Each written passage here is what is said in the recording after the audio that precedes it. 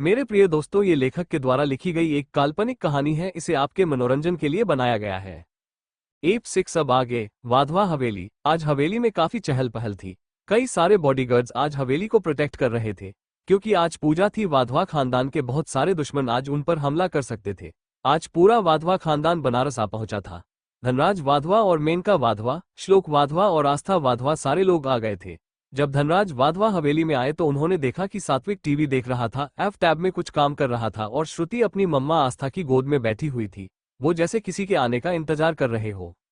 जब सात्विक की नजर गेट पर जाती है तो वो जल्दी से कहता है, अरे डैड, आप आ गए, हम लोग आपका ही वेट कर रहे थे। ग्रैंपा ने हम सबको साथ आने को कहा है। वहीं जब एव उन लोगों को देखता है तो उसका हाथ टैब पे कस जाता है और वो उन्हें ही घूरने लगता है। तो वहीं उनके पीछे से मेनका वाधवा अपने बेटे धैर्य को लेके आती है। जब धैर्य अपने भाइयों को देखता है तो दौड़ के उन लोगों के पास जाता है और खुश होकर सात्विक को गले लगाते हुए कहता है, भाई मैंने आप लोगों को बहुत मिस किया। फिर ऐप के गले लग के, भाई मैंने कहा था कि मुझे रोक लो पर आप सुने नहीं और मेरा इतना दिन खराब हो गया आप लोगों के बगैर। तो ऐप बस अपना सिर हिला देता है। फिर वो श्रुति से, अरे चिक्की बसकर कितना खाएगी, मोटी हो जाएगी। चिक्की मुंह बनाते हुए, क्या भाइयों आप भी ना, ये कह के उसके गले से लग जाती है। सभी खुश होके उन सब भाई बहनों का प्यार देखने लगते हैं। पर कोई था जिसकी आंखों में बस नफरत थी और वो कोई और नहीं मेनका वाधवा थी।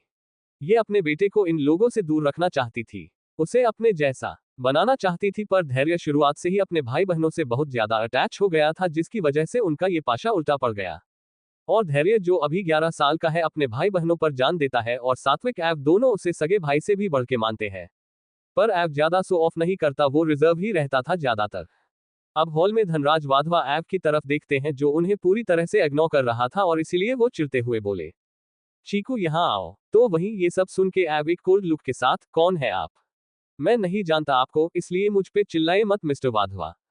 जब धनराज वाधवा ये सुनते हैं तो अपनी तीखी नजरों उसे घूरते हुए, बापू तुम्हारा बेटे हो, तुम मेरे समझे, इसलिए मुझसे जुबान मत लड़ाया करो, समझे।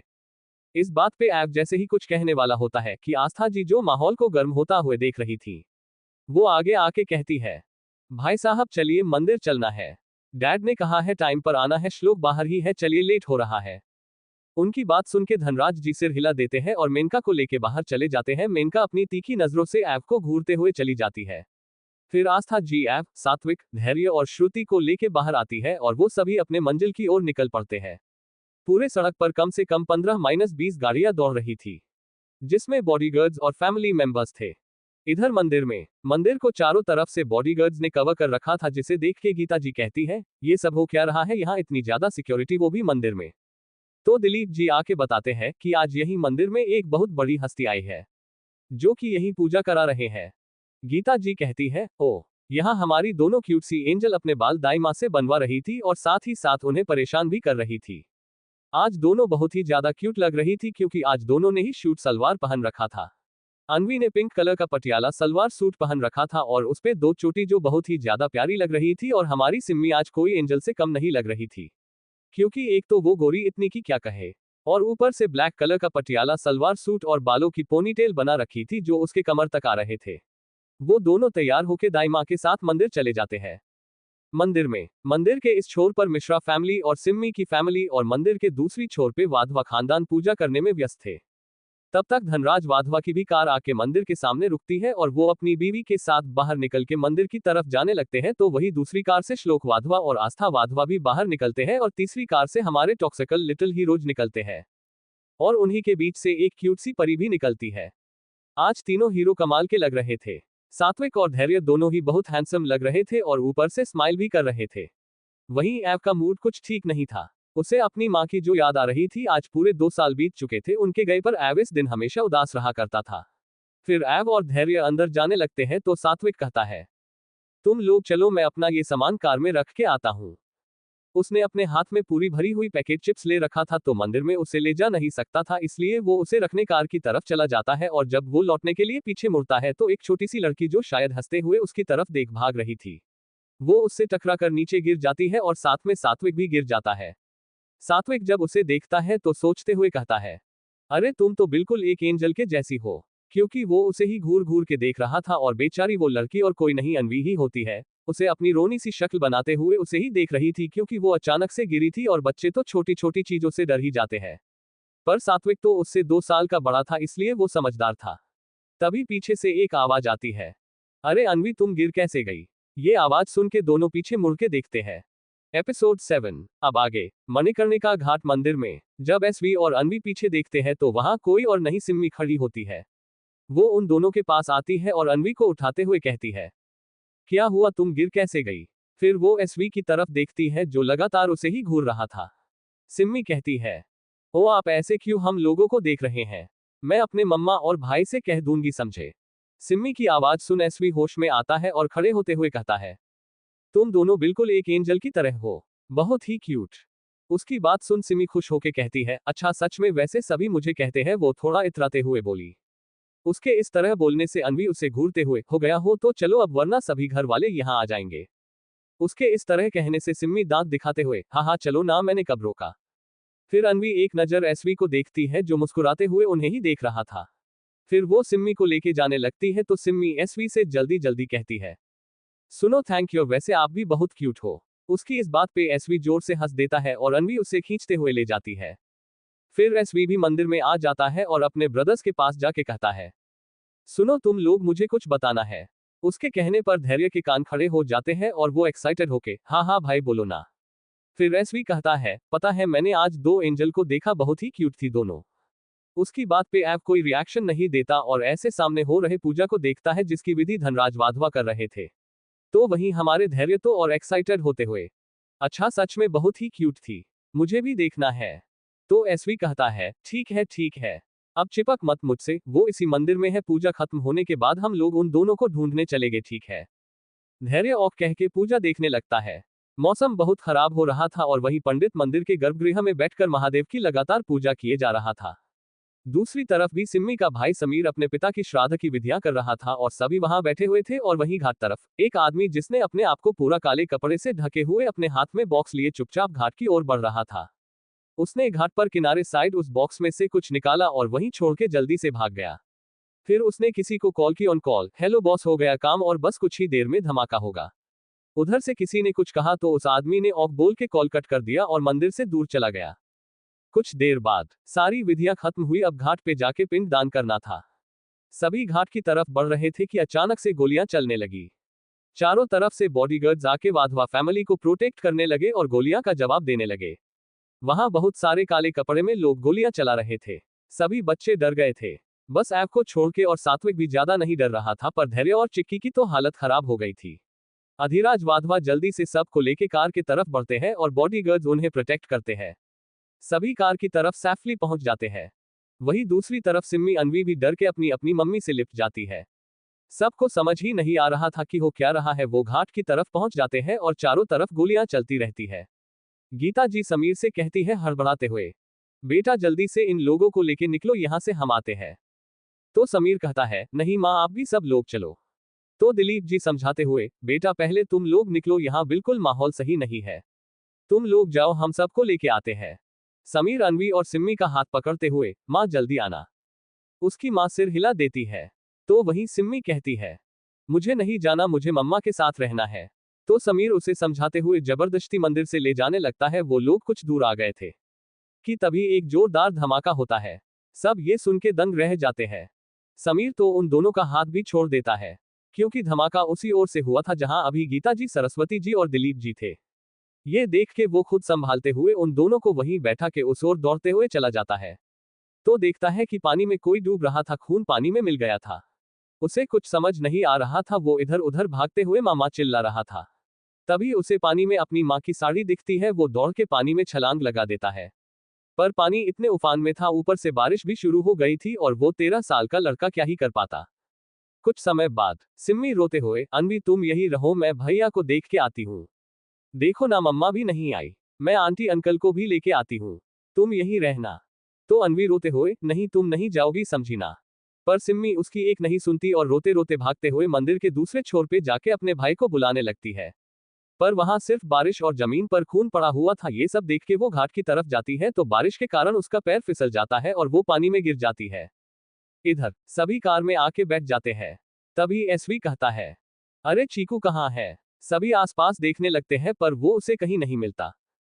सारे बॉडीगार्ड्स ने उन सभी को मार गिराया। अब वहां कोई नहीं था, माहौल शांत था, वाधवा परिवार बच गया था। पर चीकू गायब था। ये सब सोच के सारिका जी और आस्था जी रोए जा रही थी। इधर जब गोलियां चलने लगी थी तो सभी भागने लगे थे और चीकू भी जा रहा था, पर मंदिर में उसे अपनी मां की तस्वीर रखी मिली जहां अभी पूजा हो रही थी। तो वो तस्वीर लेने चला गया, तभी कुछ लोग उधर भी आके गोलियां चलाने लगे, जिससे ऐब घाट की तरफ चला गया। पर घाट की तरफ जब उसने देखा कि एक छोटी सी लड़की डूब रही है तो वो तुरंत उसके पास चला गया। चूंकि ऐब 13 साल का था और लंबा भी था और बचपन से ही स्विमिंग में एक्सपर्ट था, तो वो तुरंत पानी में कूद गया और जहां सिम्मी डूब रही थी उसे वहां से पकड़ के खींचते हुए बोला, hey come with me, look at me. वो बार बार उसे अपनी ओर खींचते हुए कह रहा था। चूंकि बारिश हो रही थी और पानी भी अपने उफान में, इसलिए ऐब को मुश्किल हो रही थी और उसने अभी तक उसका फेस भी नहीं देखा था क्योंकि उसके सारे बाल उसके छोटे से चेहरे को कवर कर रखा था। ऐब ने पूरे जोर के साथ उसे पानी में से बाहर खींचा।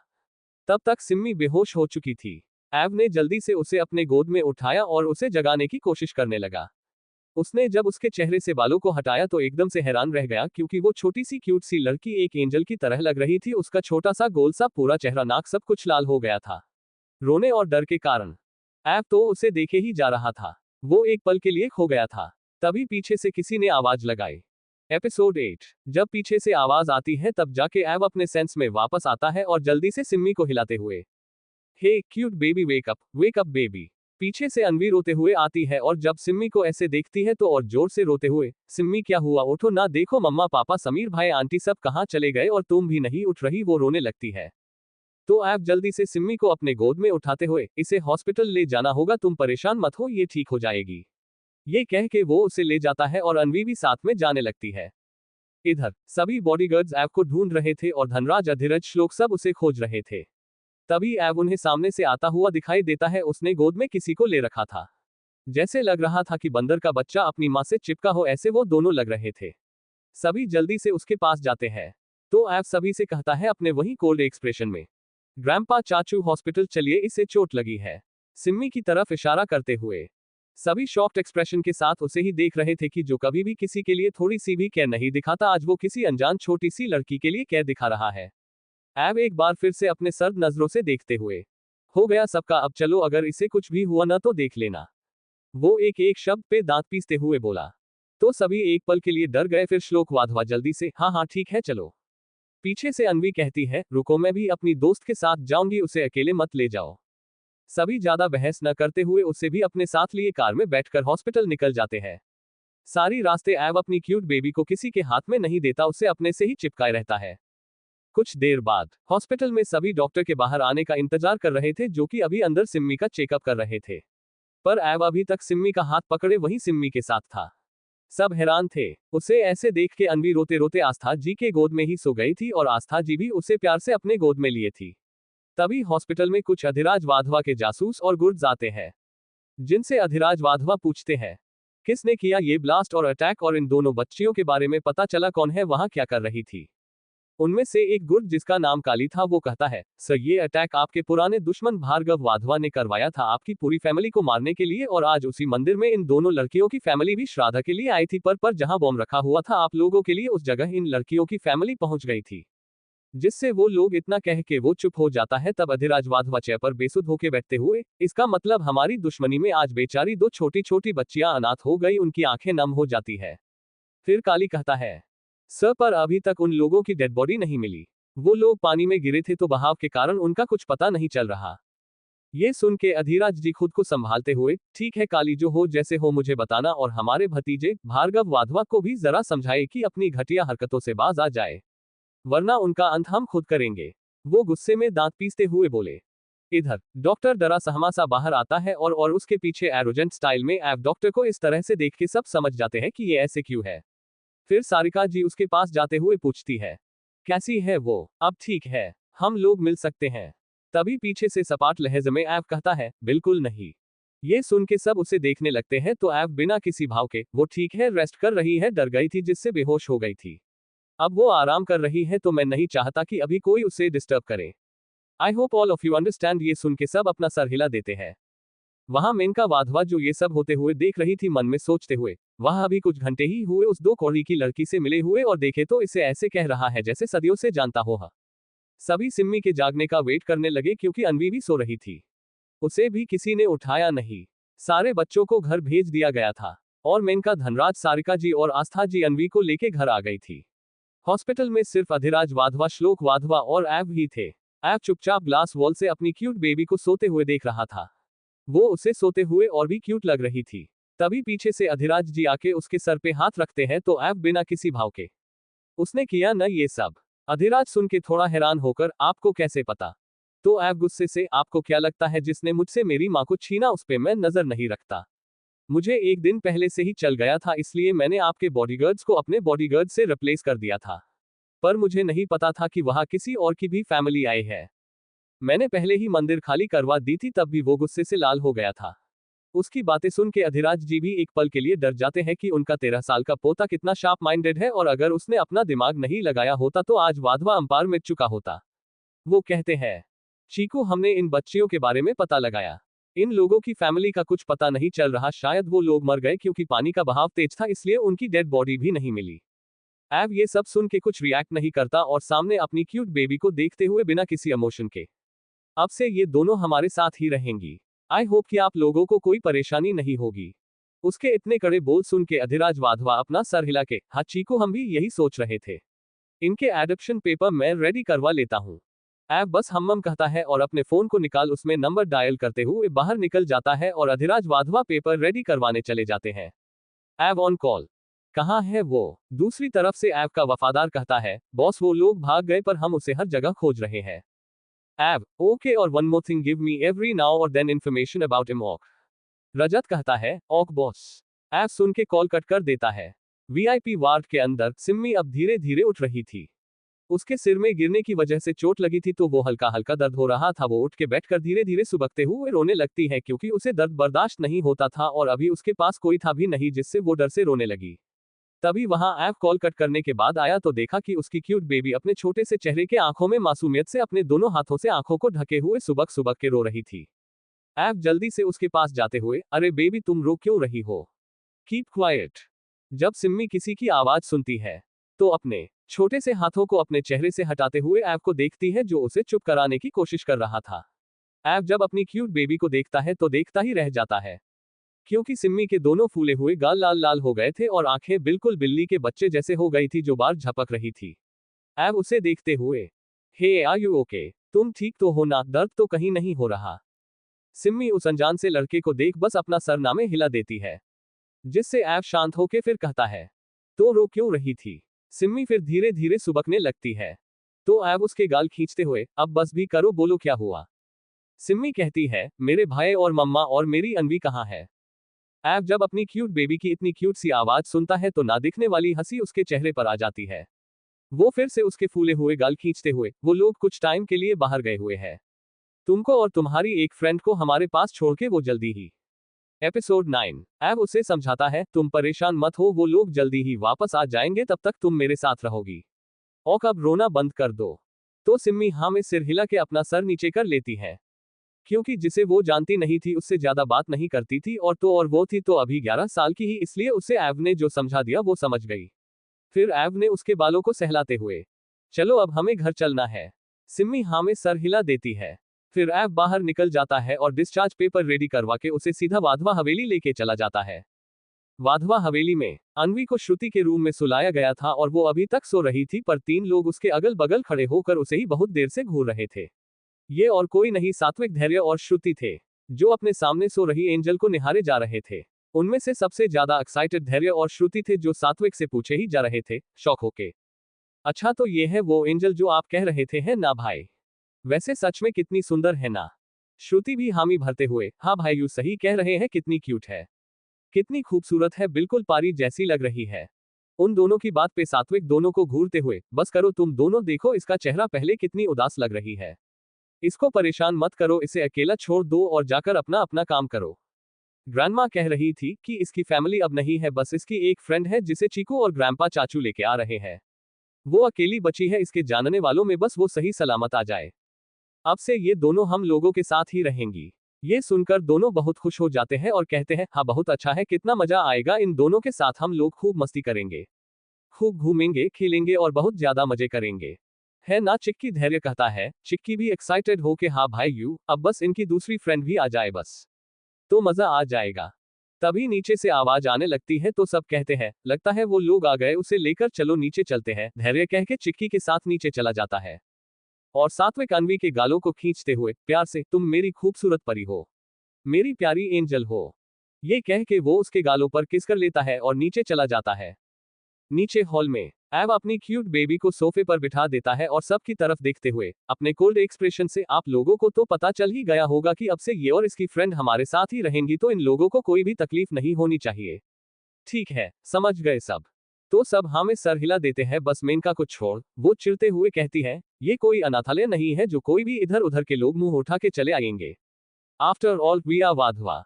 तो सब उसकी तरफ अजीब नजरों से देखने लगते हैं।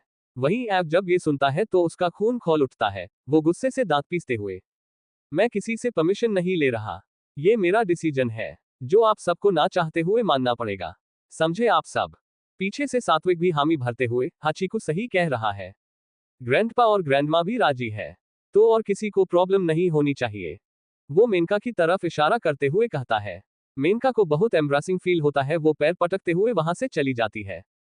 तो सारिका जी आके कहती है जाओ सब आराम करो, बच्चों तुम लोग भी जाओ और किन्नू बेटा आप इन्हें सिम्मी की तरफ इशारा करते हुए भी अपने साथ ले जाए, हम कुछ खाने को ऊपर भेजते हैं। ये कह के वो चली जाती है और सभी लोग वहां से चले जाते हैं। सिम्मी को बहुत अजीब लग रहा था क्योंकि वो कभी इतने बड़े घर में नहीं आई थी, तो वो बड़े ध्यान से वहां पर रखी एंटीक और महंगी चीजों को देख रही थी। जब एसवी उसे देखता है तो कहता अरे तुम। सिम्मी जब एसवी को देखती है तो वो भी चौंक जाती है और सरप्राइज होते हुए अरे आप तो वही हैंडसम और क्यूट लड़के हो ना जो मंदिर में थे। सात्विक जब ये सुनता है तो मुस्कुराते हुए अपना सर हाँ में हिला देता है। तो सिम्मी खुश होके जैसे ही उसके गले लगने जाती है कोई पीछे से पकड़ के उसे अपने पास खींच लेता है। बेचारी के पैर और हाथ हवा में उठ जाते हैं। वो जब अपने छोटे से सिर को पीछे करके देखती है तो वो डर जाती है क्योंकि ऐप बहुत गुस्से से ही उसे घूर रहा था। बेचारी अपना सर नीचे कर लेती है। वहीं सात्विक को बहुत हंसी आ रही थी इन सब से क्योंकि जब सिम्मी ने उसे हैंडसम और क्यूट कहा था तब सात्विक ने ऐप का चेहरा देखा था जो बहुत बुरी तरह गुस्से में लाल हो गया था और सात्विक समझ गया था कि पक्का उसका इमोशनलेस भाई इसे कहीं ना कहीं पसंद करने लगा है, तो उसे इसलिए बहुत हंसी आ रही थी। यहाँ बेचारी सिम्मी का बुरा हाल था क्योंकि उसे कुछ समझ ही नहीं आ रहा था कि आखिर हुआ क्या है जो ये लड़का उसे इतने गुस्से में घूर रहा था। तो सिम्मी कुछ नहीं कहती, बस अपने छोटे से सिर को ऐप के सीने में घुसा देती है जिससे वो उसे न देख पाए। उसकी इतनी क्यूट वाली हरकतें देख ऐप के फेस छोटी सी स्माइल आ जाती है। एपिसोड 10। वो दोनों सिम्मी को इस तरह करते देख मुस्कुरा देते हैं और फिर ऐप अपनी क्यूट बेबी को अपनी गोद में उठाते हुए इसे अभी मैं अपने कमरे में ले जा रहा हूँ, कल हम सब दिल्ली के लिए निकलेंगे, तो जाके चिक्की और धैर्य से कह पैकिंग कर ले और वो लड़की उसे चिक्की के रूम में सुला दो, कल दिल्ली में चल के इन दोनों का रूम सेट करवा देंगे। ये कह के वो बिना सात्विक की बात सुने वहां से चला जाता है। सात्विक अपना सर हिला के श्रुति के रूम में चला जाता है। वो जब वहां आता है तो देखता है कि अन्वी जग गई थी और चुपचाप उसके भाई बहनों की पागलपंती देख रही थी। जब सात्विक वहां जाता है तो अन्वी शॉक होके आप यहाँ कैसे? तो सात्विक मुस्कुराते हुए excuse me this is my home, तो मैं यहाँ नहीं तो और कहाँ होऊंगा हम। तो अन्वी कहती है ओह अच्छा ये तुम्हारा घर है। फिर उदास होते हुए मेरी दोस्त कहाँ है? वो किसी के साथ हॉस्पिटल गई थी ना, मुझे उससे मिलना है। क्या वो अब ठीक है? तो सात्विक कहता है अभी वो रेस्ट कर रही है, सुबह मिल लेना, वो यहीं है और कल हम लोग दिल्ली जा रहे हैं तो तुम भी हम लोगों के साथ जाओगी, समझी? तो अन्वी घबराते हुए नहीं नहीं मेरे माँ बाबा यहीं रहते हैं, मैं उनको छोड़ के नहीं जाऊंगी, मुझे अपने घर जाने दो। वो रोनी सी शक्ल बना लेती है। तो सात्विक उसके पास जाके प्यार से समझाते हुए देखो तुम्हारे मॉम डैड ही हम लोगों के पास तुमको छोड़ के गए हुए हैं और उन्होंने कहा कि जब तक हम लोग नहीं आते तब तक तुम और तुम्हारी दोस्त हम लोग के साथ ही रहेगी, समझी? तो अन्वी कहती है ओह माँ बाबा ने कहा तो ठीक है, पर वो जल्दी आएंगे ना? उसकी इस बात पे सभी उसकी तरफ देखने लगते हैं तो एसवी कहता है हाँ हाँ जल्दी आएंगे। फिर पागल भाई बहनों को देखते हुए हो गया हो तुम दोनों का, तो सामान पैक करो कल सुबह ही निकलना है। ये कह के वो अन्वी के गालों को खींचते हुए अपने रूम में चला जाता है। वहीं सब उसकी ये हरकत देखते रहते हैं और अन्वी अपने गालों को सहलाने लगती है। उसके जाने के बाद चिक्की और धैर्य की पागलपंती फिर स्टार्ट हो जाती है। इसी तरह वो लोग मस्ती करके सो जाते हैं। ऐव का रूम। ऐव अपनी लिटिल बेबी को रूम में लाके उसे बेड पे बिठा देता है। सिम्मी अपना सर नीचे किए बैठी थी। ऐव वॉशरूम चला जाता है।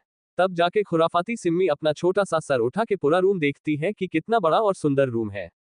वो चारों तरफ टहलने लगती है। तभी पीछे से ऐब आते हुए, भूख लगी है। ऐब की आवाज सुन वो ऐसे ही खड़ी रहती है, फिर धीरे धीरे पीछे मुड़ते हुए क्यूट से आवाज में, भूख तो लगी है, और फिर पेट पर हाथ रखकर चूहे भी हड़ताल मचा रखे हैं।